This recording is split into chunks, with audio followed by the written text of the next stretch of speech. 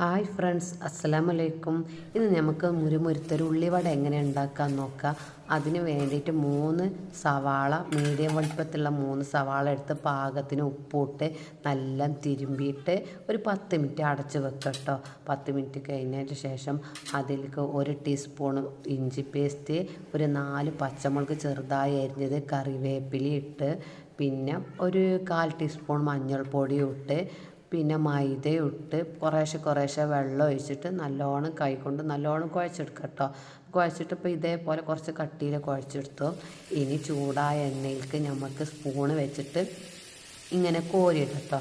അപ്പോൾ ആ സ്പൂണ് വെച്ച് കോരിയിടുമ്പോൾ ആ സ്പൂണിൻ്റെ തല വെച്ചിട്ട് തന്നെ നമുക്കിതിങ്ങനെ പരത്തിയെടുക്കാം. അപ്പോൾ പിന്നെ കയ്യിൽ വെച്ച് പരത്തിയിട്ടൊന്നും പിന്നെ എണ്ണയൊക്കെ ഇടേണ്ട ആവശ്യമില്ല. ഇങ്ങനെ ആകുമ്പോൾ നമുക്ക് സ്പൂണിൻ്റെ തല വെച്ച് അങ്ങനെ പരത്തി അങ്ങനെ ഉള്ളിവട പരന്ന് വരും കേട്ടോ.